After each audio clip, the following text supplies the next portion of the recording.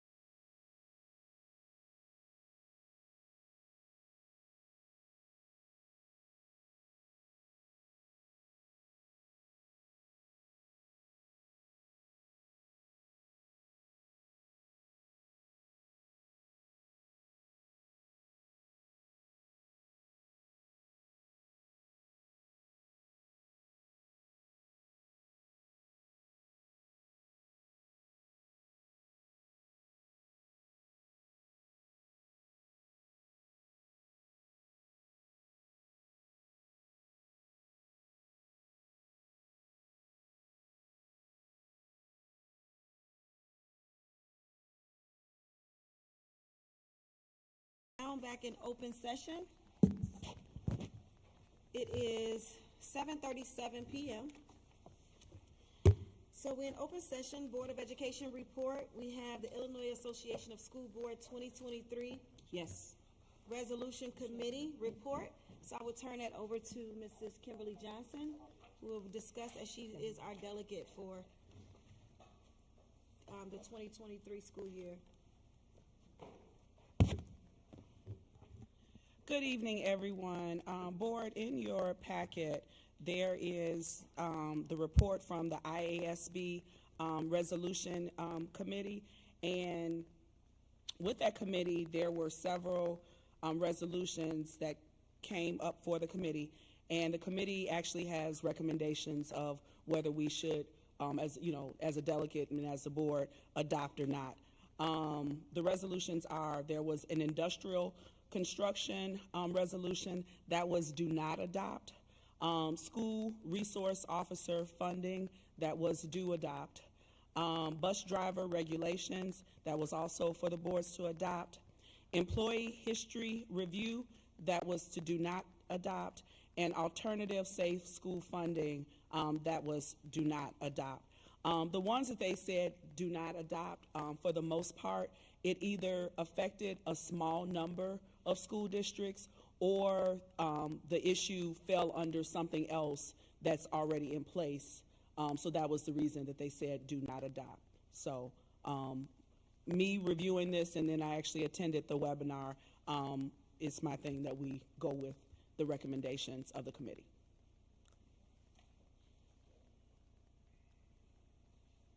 Thank you so much.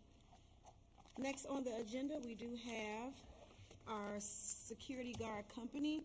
As you all are aware, we do have the new metal detectors in all of, well, they're rolling out, but we do have them in some of our schools, and as you all, they're all in the schools, the final day. So we do have them in all of our schools, as well as when you walked into this beautiful building, you did walk through some of our metal detectors.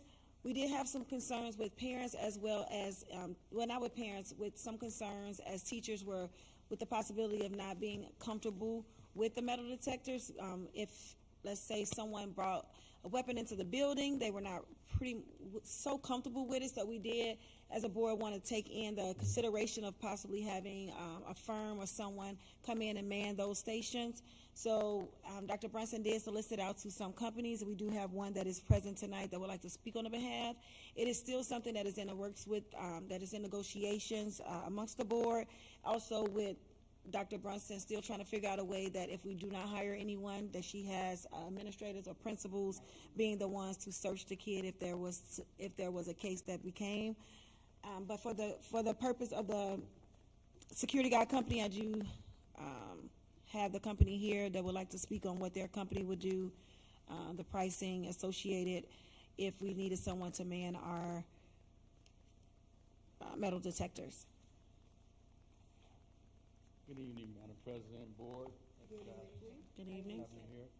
I have a packet. I think it's on. How's that better? Yeah. I think my voice is pretty loud. I was police chief for quite a while, so I think I can talk pretty loud. I'm gonna try it without it.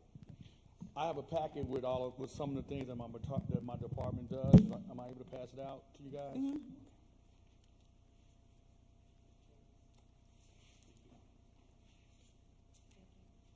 Thank you, sir. Thank you. Thank you. And also, I have extra packets that can go to the citizens that are in the audience. I have some for them also if you guys want them to be able to look over it. Would you guys like to see?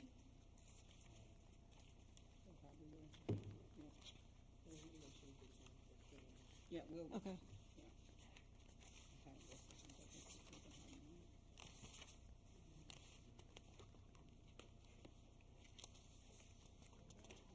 And we'll just need 2 additional for the board members that we're missing. Okay.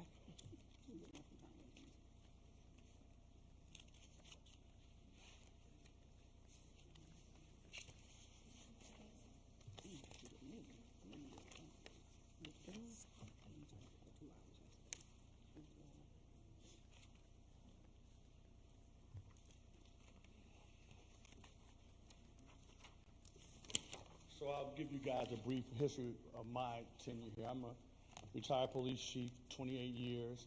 I'm married to a principal from CPS, so I don't really know a whole lot. She knows everything.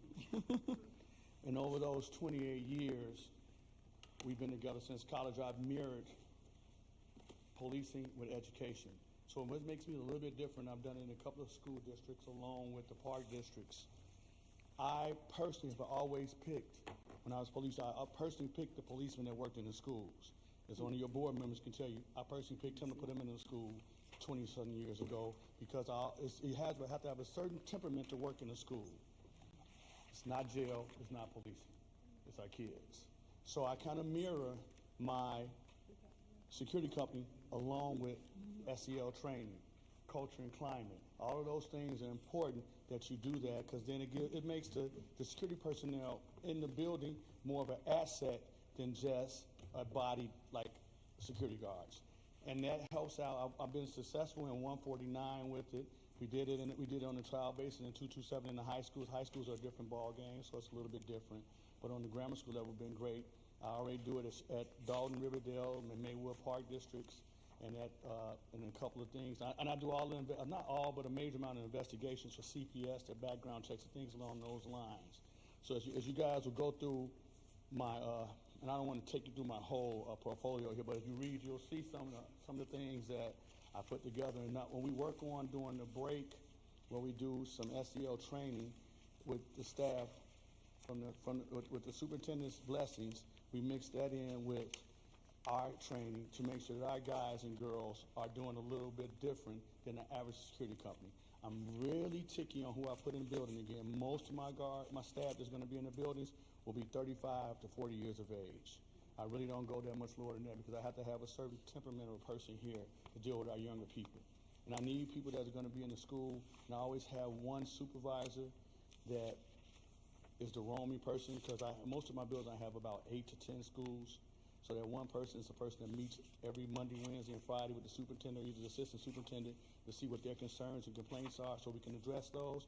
So it kind of alleviates his or her desk full of madness. We try our best to be part of a team with you guys when we come in. And those are some of the things that I offer from our company. And like I said, I'm not the smartest guy. I just happen to be married to a pretty smart person, I think. Her hand is a lot in this because I saw a need to have this years ago in the school system because it just makes a difference when you have that person in the school that can relate to the kids and the staff. That's my 90 seconds. Questions? Board, do you guys have any questions? I know we do have some audience members, some of the parents that were at the meeting. Do you all have any questions? No questions? All right, thank you so much for your time. Thank you. Thank you. Well, I do have a question, I'm sorry. Only question I do have is that, is there like an hourly rate or is there like just a set contract rate?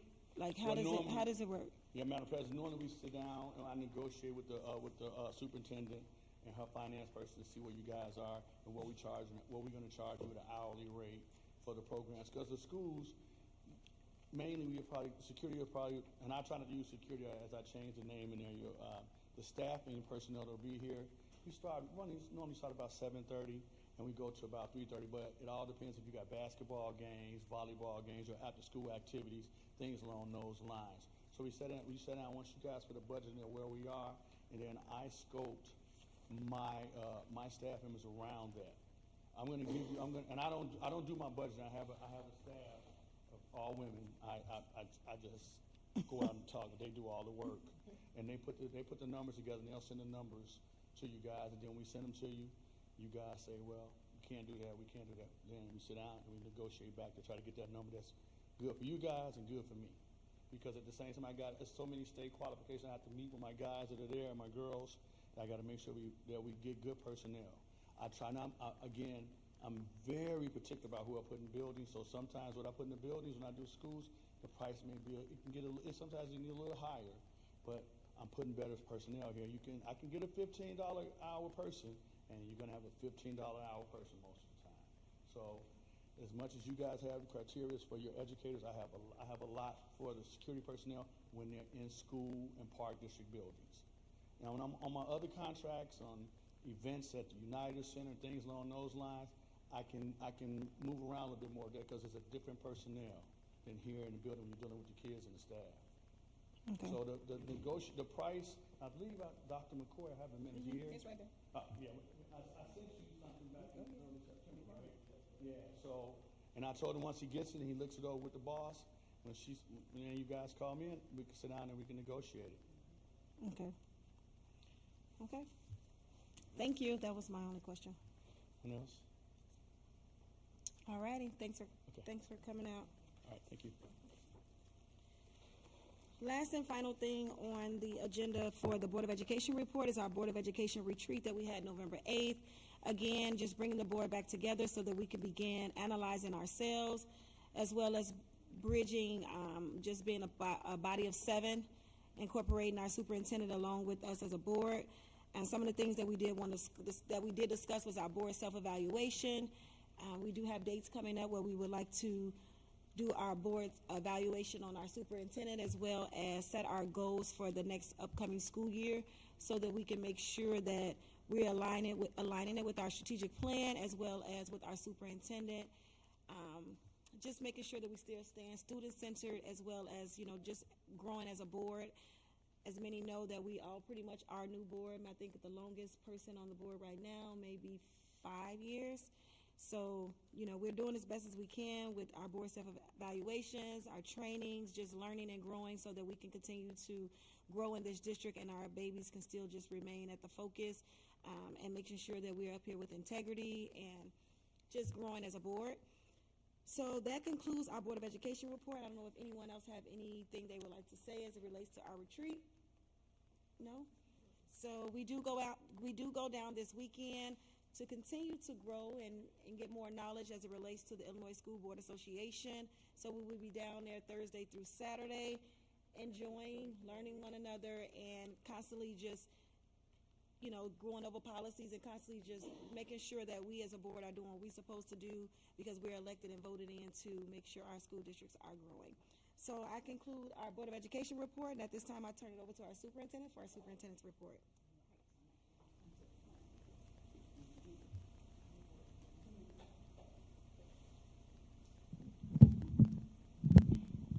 All right.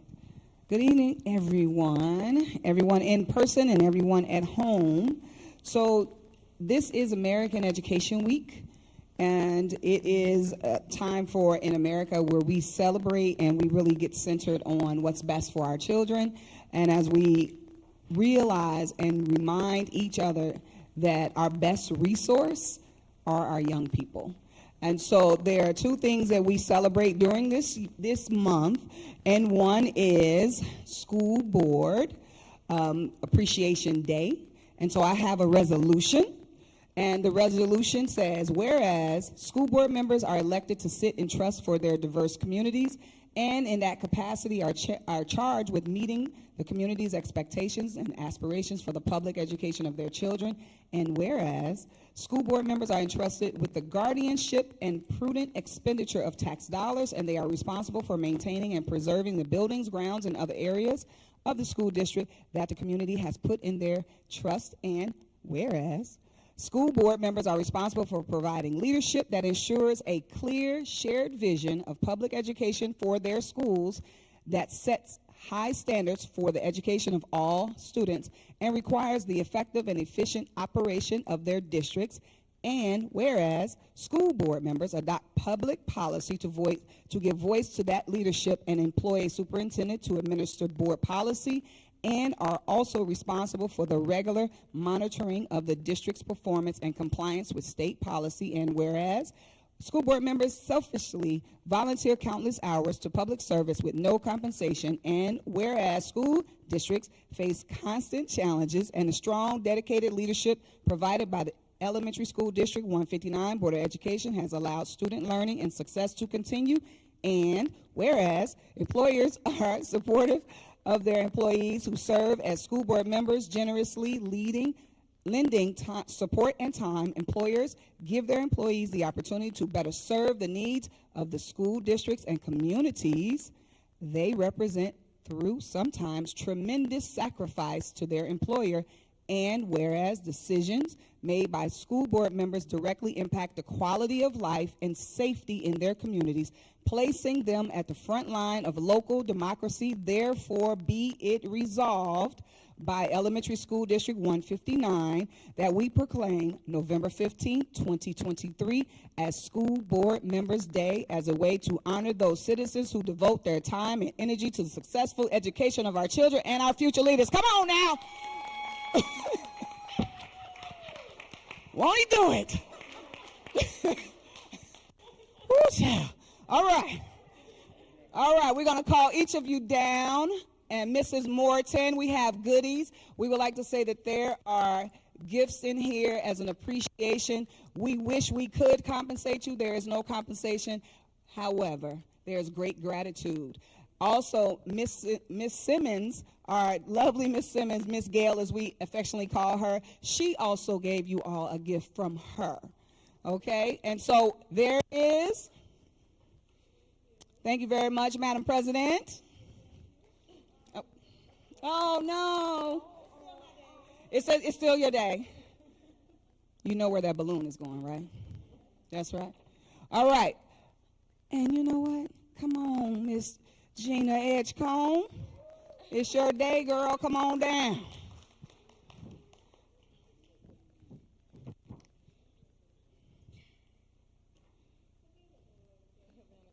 You got it? Just pass it. We got you. And I'll put this over here. You're very welcome. All right, Mrs. Jennifer Phillips, come on down.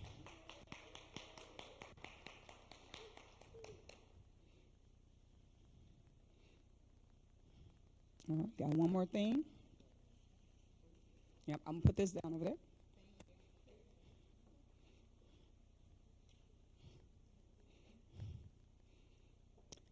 Mr. Carl Scott Sr.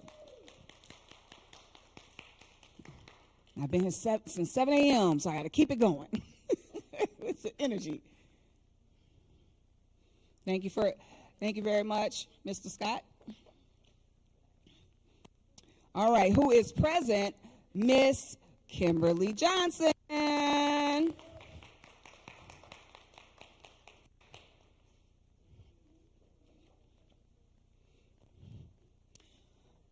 And so Veronica Franklin is not present, and Mr.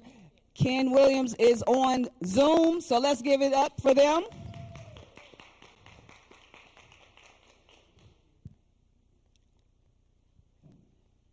Today is also a very special day, and we want to make sure that we recognize our support staff. We have our support staff members who are here. We just want to give you all a shout out and let you all know that it may sometimes go unsaid, but it does not go unnoticed, that we respect you, and our school district would not and could not run without you. We know you have been showered with goodies and all kinds of stuff today. How much sugar did you eat? Donuts, cake, all that good stuff today. So we really do appreciate you, and we are enjoying working with you, and I'm looking forward to many, many years. So thank you very much.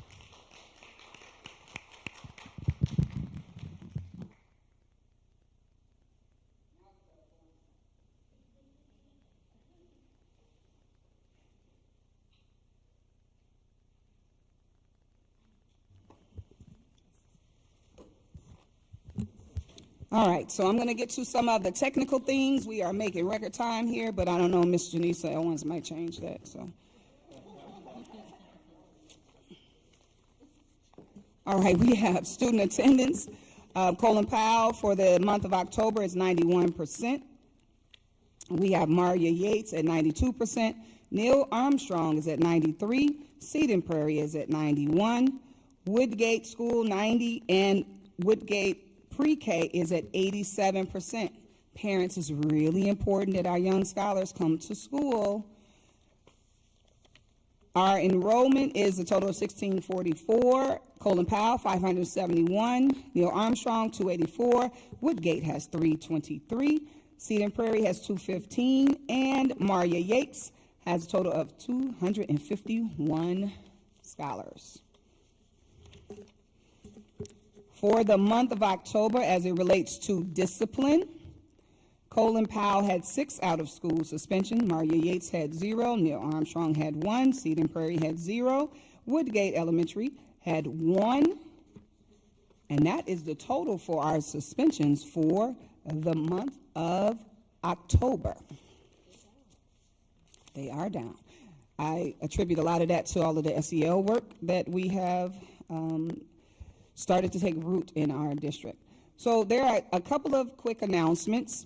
We have Genius Week that is coming up December 4th through December 7th, and the STEM department is asking anyone that wants to come and talk to our young people. It's like a career fair, but we're doing it for a full week, and we're calling it Genius Week. My husband is watching. Mr. Brunson has been voluntold. He will be here. He's an engineer, and he is so excited.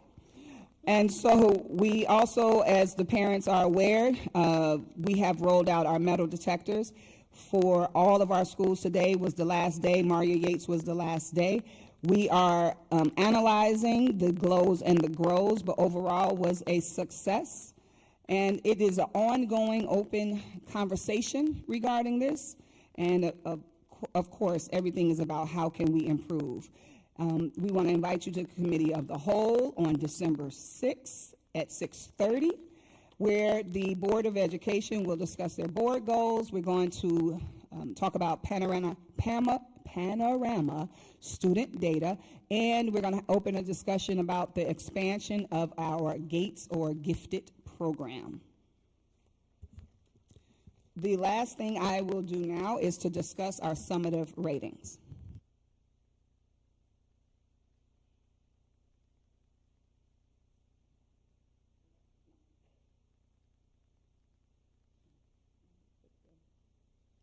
So I'm going to just go over, all school districts receive their summative ratings, and I'm going to go over briefly how to read them and really connect a lot of the work that we are doing to address some of our deficit areas.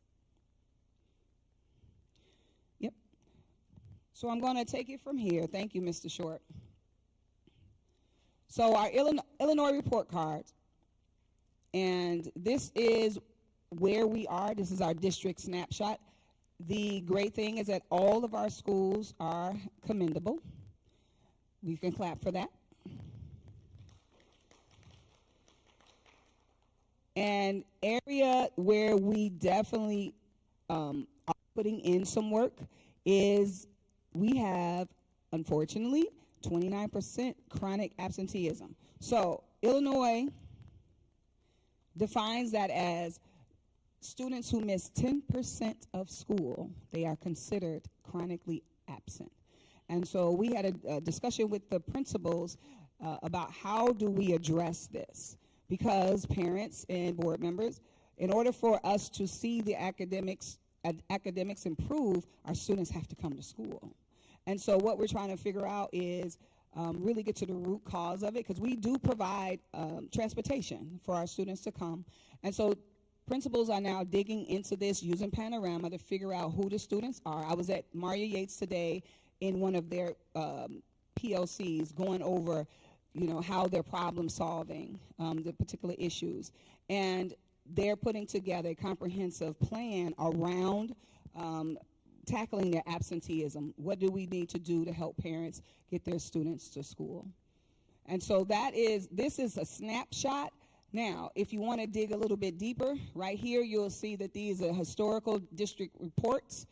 The areas that we find to be where we really need to focus are, and we're doing a lot of this. So early literacy is definitely one of the things that we did not have anything in place.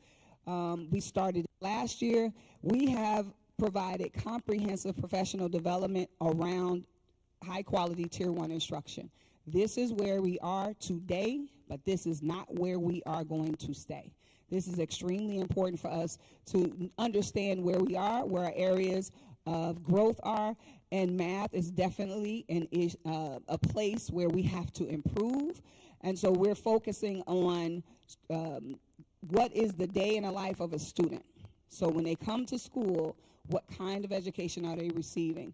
Really thinking about the resources that we are putting in place. That means human resources, using our interventions, interventionists, thinking about the quality of the education they're receiving within the classroom.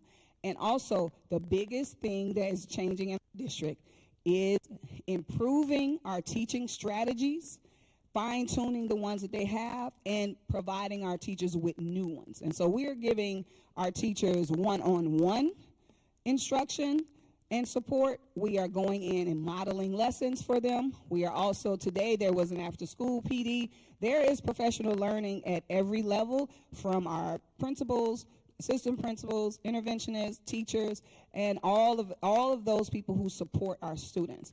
And so a lot of this is, we started last year, and we have kind of leveled it up this year. And if you talk to teachers, they'll let you know. We are coming in and observing their classes. If they need assistance, we are coming in and helping them.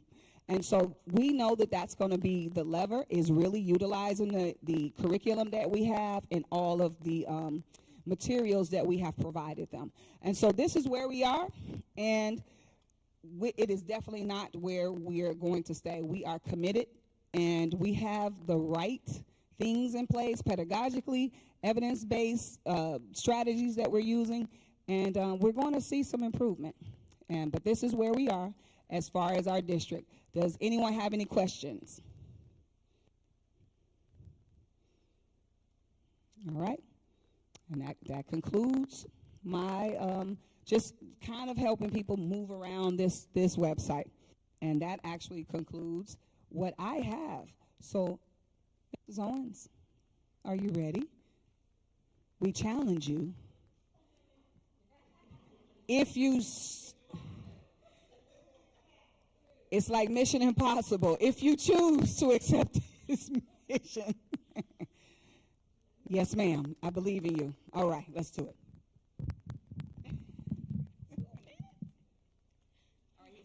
Tyrone is clicking off. Okay.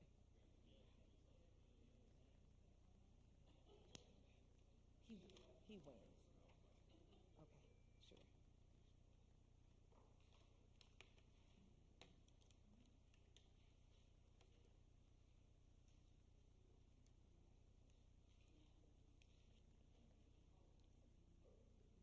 Okay. I'm going to shoot for, the fastest time I've ever presented. How about that? Okay. Good evening, Board of Education, Superintendent, our illustrious ESD 159 family and community. Agenda for today, I'll go over fund balance for September 23 and versus September 22. I'll go over the monthly STEM expenditure report, the BMO expenditure report, the recommendation of bid award for asbestos abatement, the presentation of the tax levy that is being recommended, and the property tax relief grant. For our fund balance, our beginning balance should be September. Okay. So now we have a blooper on there because that is not September. I will have to go through the fund balance that I actually uploaded to you all that is not on the screen. So we're going to have to move past the fund balance report. STEM expenditure report. I wanted to point out with the STEM expenditure report that we have reconciled the actual dollar amounts that were expended for the actual project. And so when we took a look at everything, the same numbers I presented last week, these are the same exact numbers, but I wanted to make sure that I communicated that we did balance. And so we have in the first column for the total cost, the amount you see here, $8,038,000. When we subtract the amount of the dollars for change orders that were actually taken care of inside of those payments, that brings us to $7.7 million, which is the actual contractual price. And then the final column where you see reimbursables and additional service items, the total of change orders that were paid to the company, you'll see in yellow highlighted, it's $649,445.81. Together, that brings us to our total of $8.35 million that was expended on this project. The only thing that we are waiting on now is for TRIA, the architectural firm, to send us their final bill. Once we do that, this project will be completely closed out. Any questions regarding this?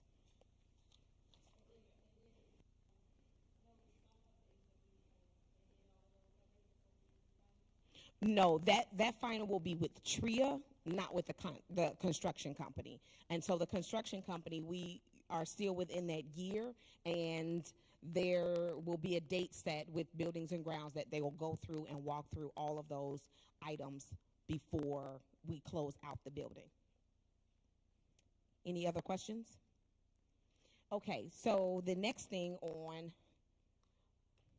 the presentation is the BMO monthly expenditure report. So the total is $16,961.72. And in the far left column, I know it's small on the screen, but you do have it in your packet where you're able to see it more clearly.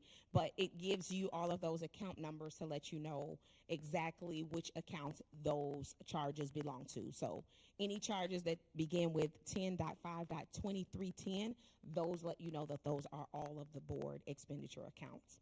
Any questions regarding the BMO?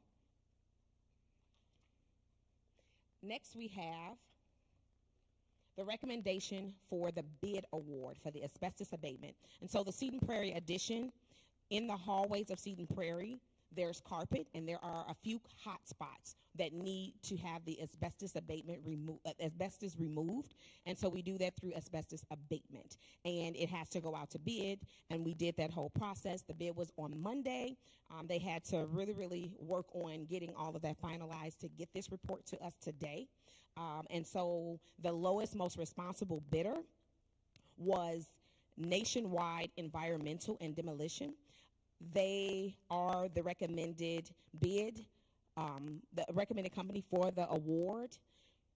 We had 8 different vendors come out, so that was a really good turnout, and this company was the lowest, most responsible of the 8.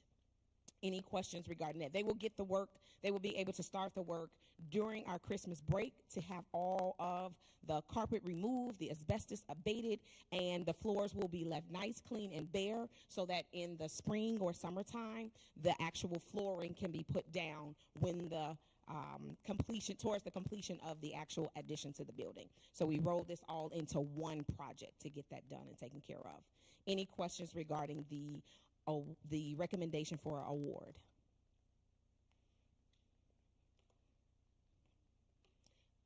Next, we have the presentation of the tax levy. So the timeline for the presentation of the tax levy, today, November 15th, is when the estimated aggregated tax levy is being presented. I will go over with you the dollar amounts, and the adoption of the levy will be at the next board meeting, December 20th of 2023. By December 26th, we have to file all the necessary documentation with the Cook County Clerk. So this has to be done on or before December 26th. When preparing the tax levy, there are certain factors that we want to make sure that we consider when we make the decision to levy. When we speak of levy, what we're saying is the ask. What is it? What amount is the district going to ask the taxpayers for? So the levy is the ask. Once we do the ask, we submit all of that document. The board approves it. We submit it to Cook County, and the Cook County office, they will go through everything for all school districts, and then what they will do is they will roll out the actual extension based on the calculations that they have. That extension is the amount that will be extended to be received. The amount we collect is the actual amount that we can honestly say we received. So the extension, so we have the levy, the ask, then we have the extension, the amount of money that the district is able to collect, and then the actual collections, those funds that the taxpayers actually paid. And we know that all taxpayers are not able to or can or do not pay their complete bill, and that causes us to receive a different amount. So we consider the impact of the decision on our long-term financial condition of the district, and we do that by asking how does the decision impact the projected fund balance reserve. Will your ask negatively impact your reserve, or will it positively impact, or will it remain the same, fairly the same? So that's one of the things you ask. We want to know how is it going to impact the decision on long-term quality of education services. And we would ask, will the district be able to maintain fund balance reserve targets without adversely impacting staffing and programming? So that's one of our considerations. And then the impact the decision on the condition of the district's facilities. And as we know, we have a lot of facility things that we need to get done throughout the entire district through our new facilities plan. And so we ask, will the district be able to address capital needs and wants while maintaining fund balance reserve targets and desired educational services? And so with those questions in mind, the tax levy is prepared based on that. We also have to take a look at CPI. And so our consumer price index history, it just shows how CPI has moved over this period is for the last 30 years. And so we're looking at a trend where the average is anywhere from 2.5 to 3%. The average. Over the last 2 years, we know that CPI has increased a lot more than we have seen in years. And so in December of 2022, CPI was 7%.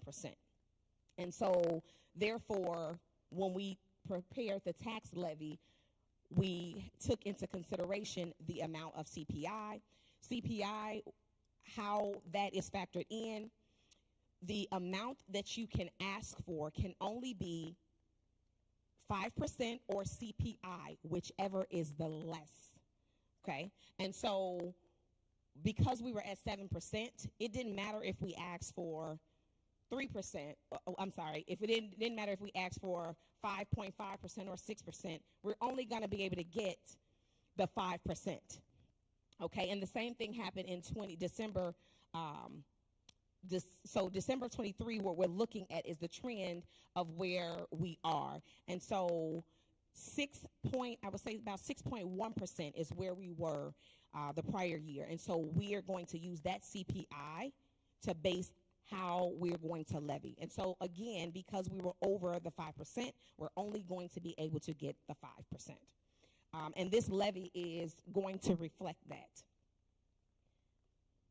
A breakdown of the revenues. When we take a look at the real estate taxes, 63% of our district's revenue source comes from real estate taxes. That is a huge chunk of our district's revenues. And then we have the next higher portion is evidence-based funding. And the evidence-based funding is, if you see that it's increasing year over year in comparison to what it has been, and the real estate is going slightly down a little bit. And one of the reasons for that is the fact that the board continues to approve the property tax relief grant, which increases our evidence-based funding minimum, which is helpful to the district. So our next area right now is federal grants, which is higher than usual because of the federal funding we're receiving through ESSER. And then next we have our other local.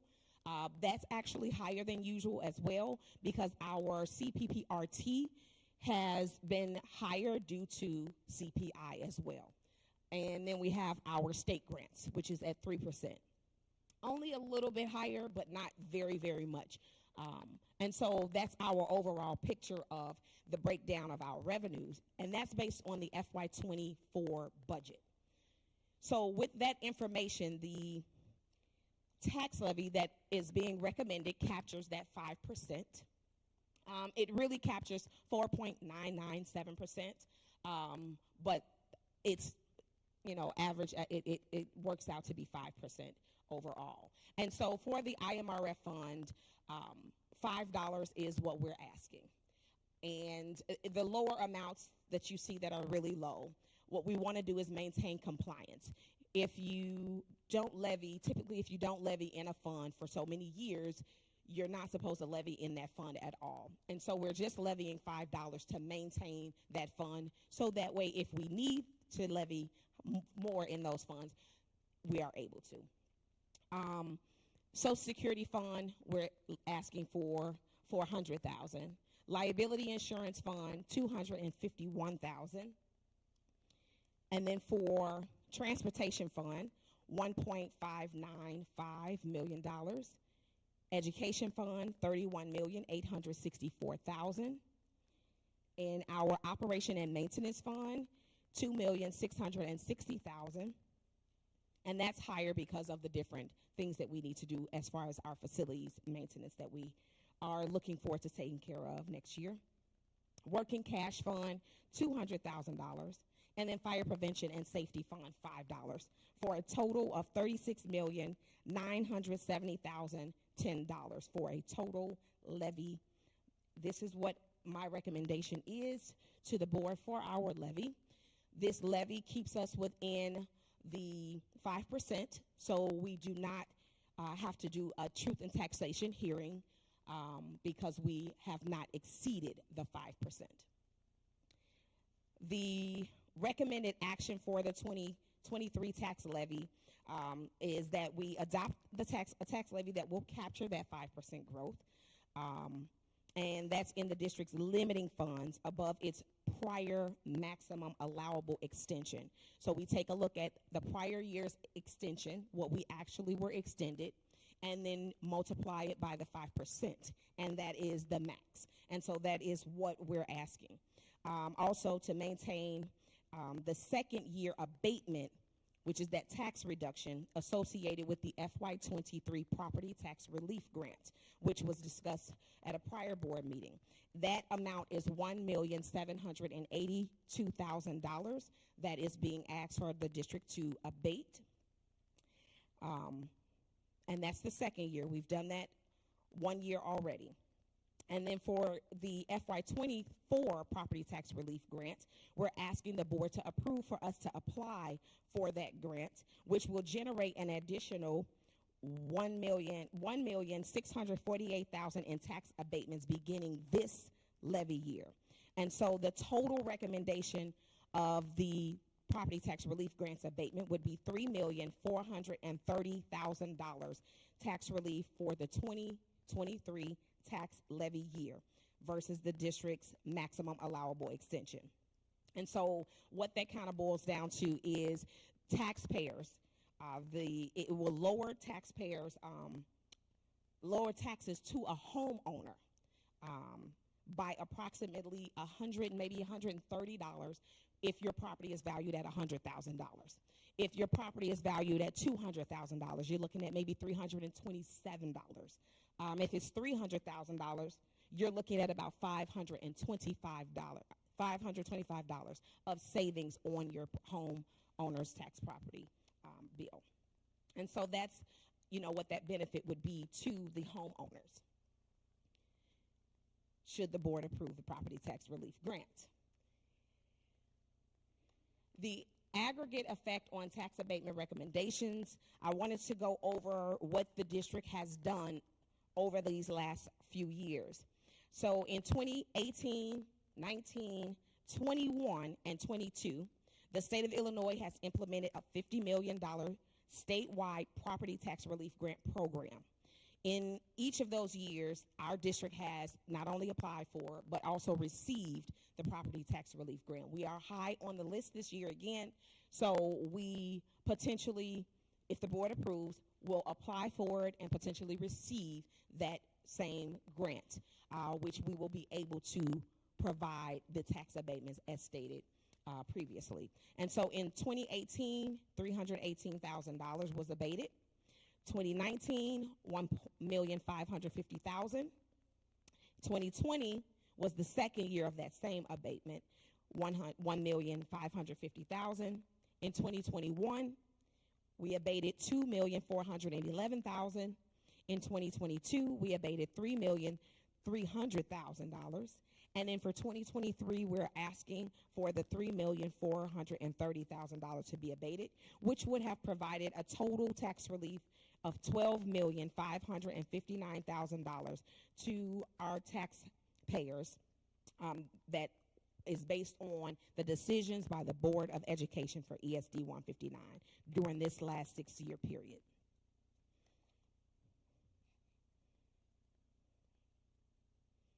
When we take a look at our fund balances, these are unaudited fund balances, just the end of the year of June 30th, 2023. We ended with an ed fund of $30,670,000. Our O&M fund was negative $422,000. Our debt service fund ended with $1,000. Our transportation fund balance of $1,951,000. Municipal retirement and Social Security combined was $4,031,000. Capital projects fund $718,000.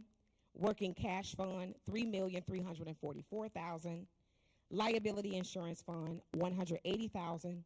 Fire prevention and safety fund $2,614,000 for a total fund balance of $43,087,000. Are there any questions?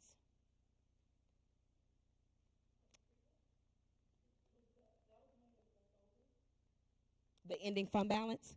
Yes, that's the ending fund balance. Any other questions?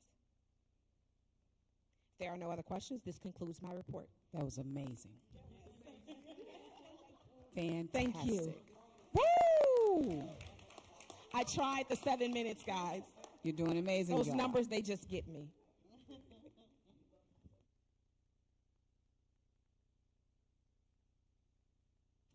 Thank you so much. Job well done as usual. At this time, I turn it over to our secretary for our audience to visitors. Did you write anything, Mrs. Benton, before I get started? Yes. Oh, okay. All right. Well, thank you for attending the Board of Education meeting. The addressing the school board guidelines, public participation is a vital part of our school system's success. And the Elementary School District 159 Board of Education provides time for input from the community and visitors at its meetings. To preserve sufficient time for the board to conduct its business, any persons appearing before the board is expected to follow the guidelines. Sign in on a public comment form sheet before the start of the meeting and submit it to the board secretary. The Board of Education will respond to all questions within 5 business days of the board meeting. And responses may be viewed under the Board of Education drop-down menu at www.dist159.com. Conduct oneself with respect and civility towards others. The purpose of the public comments is to allow the public to provide their input on school issues. The comments made by the public are not an expression of the opinion or position of the school, Board of Education, or any of the individual board members in their official or individual capacities. The Board of Education may extend or reduce time limits at its discretion. That's in the policy number 2.230. LaDonna Daniels, did you want to come up? And Carrie Perkins, Benton. Okay, come on down. All right, they come bearing again. Good evening. That's hilarious. She?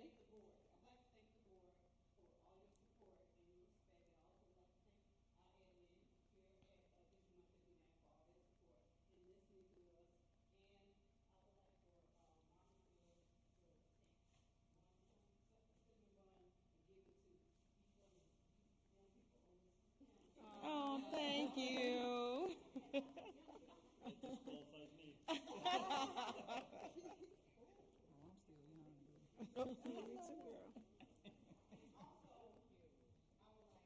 Can you grab the mic for me? Because we have the community online. Thank you. Also like to make an announcement that, again, we have the privilege to have a new ESP star. You know, last month we had our health clerk at Maury Yates, and this month in November we have Mr. Calvin Perkins. He's one of our ESP stars, and I gave each one of you all an article about. Maybe I can give you one. Here you go. And excuse me, because I'm just going to read this small. It said, Mr. Perkins makes a significant impact on the readiness of our schools daily. He reminds us that each day, no matter what our role is, having a good work ethic and good character is what matters most. He routinely demonstrates high standards of performance, teamwork, enthusiasm, and resourcefulness and dedication to our entire school community, making him our much-deserved nominee and winner of the ESP Star Award.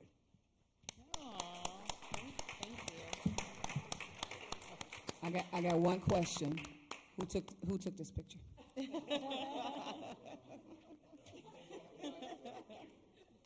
Oh,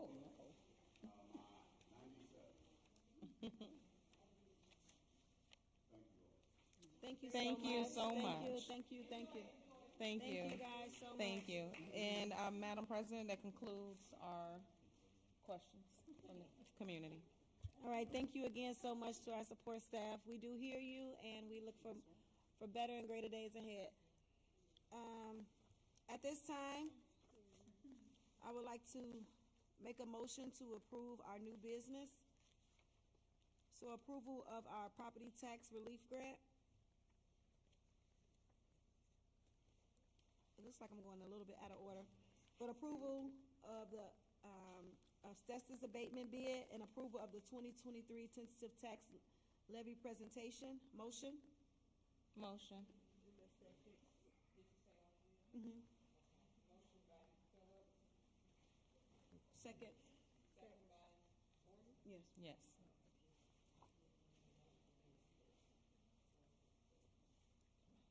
Roll call, Edgecombe, Yes.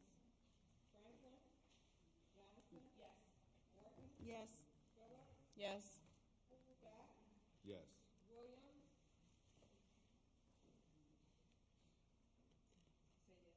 Yeah. Okay. He didn't wanna- Motion to approve the open and closed session minutes for the board meeting on October 18th, 2023, and the committee of the whole meeting minutes for October 4th, 2023. Motion to approve the accounts payable and payroll as follows. Payroll for October 6th, 2023, $983,454.29. Payroll for October 20th, 2023, $980,134.38. Accounts payables through October 2023 of $819,375.06. Motion?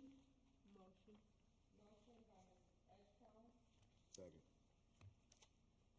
second by Mr. Scott. Roll call, Edgecombe, Yes. Franklin, Johnson. Yes. Morton, Yes. Phillips, Yes. Scott, Yes. Williams. Williams? A motion to approve the offer contract extension to Dr. Brunson as discussed in closed session. Motion? Motion. Second. Motion by Scott, second by Phillips. It don't matter. Roll call, Edgecombe, Yes. Franklin, Johnson. Yes. Morton, Yes. Phillips, Yes. Scott, Yes. Williams.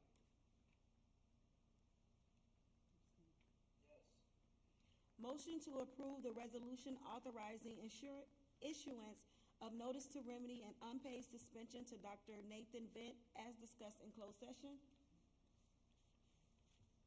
Motion. Motion by Phillips, Second. second by Scott.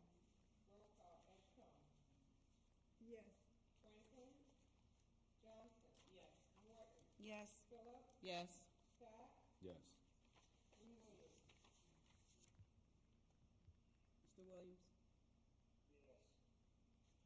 Motion to approve certified staff employment, Dr. Cortez McCoy, resignation, Assistant Superintendent of Educational Service and Operation District-wide. Motion, everybody say no.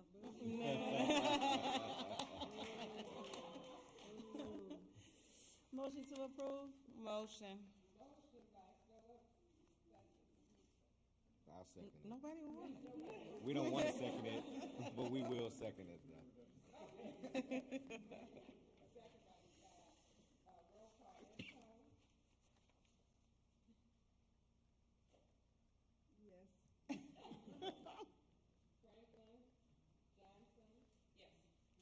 Yes. Yes. It's the first time you got a boo yes, but yes. Mr. Williams? Prior to moving on, before moving on, we would like to, as on behalf of the Board of Education, thank you for all your hard work and dedication that you did provide while you were here.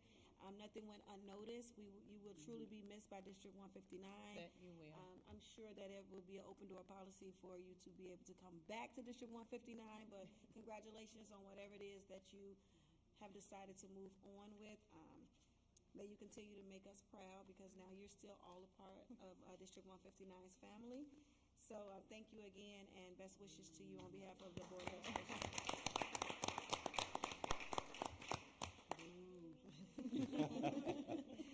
Next is motion to approve the support staff employment and termination. Shannon Kaiser, internal transfer, PK instructional assistant at Woodgate. Antoine Gandy, higher instructional assistant at Mara Yates. Marlene Brown, resignation, full-time food service worker at Colin Powell. Deza Faulkner, higher school nurse at Mara Yates. Marilyn Davis, higher instructional assistant at Neil Armstrong. Kimberly Smith, a stipend for transportation coordinator at district office. Heather Paulston, higher sixth grade ELA, Colin Powell. Carol Kipp, higher sixth grade math, Colin Powell. Adam Taylor, higher eighth grade math, Colin Powell. Dominique Burrow, higher kindergarten ELA math, Mara Yates.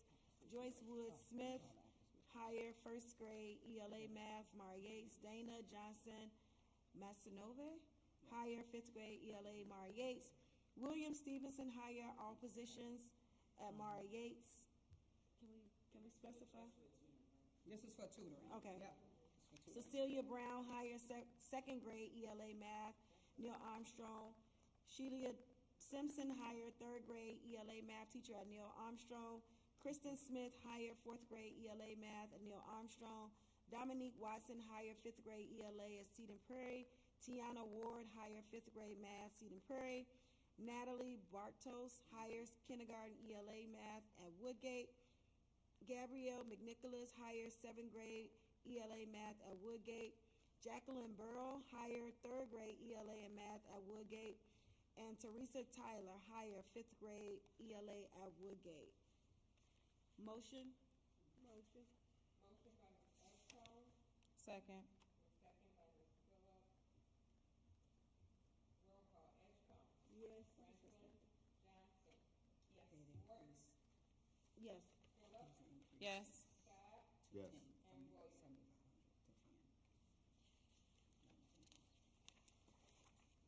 And then Kenna. Ken. Sorry. And that concludes our Board of Education.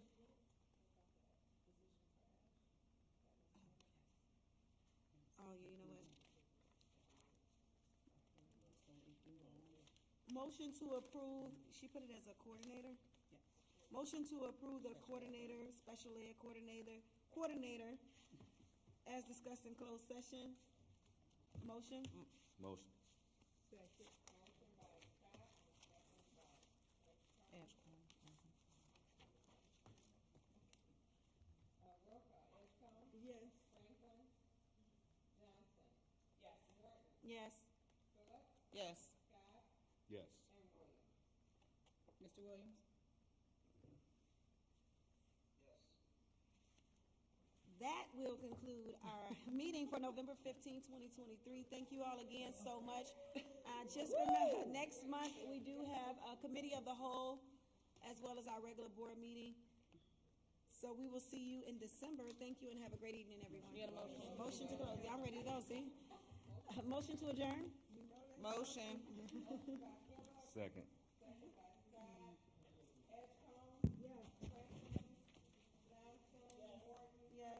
Yes. Yes.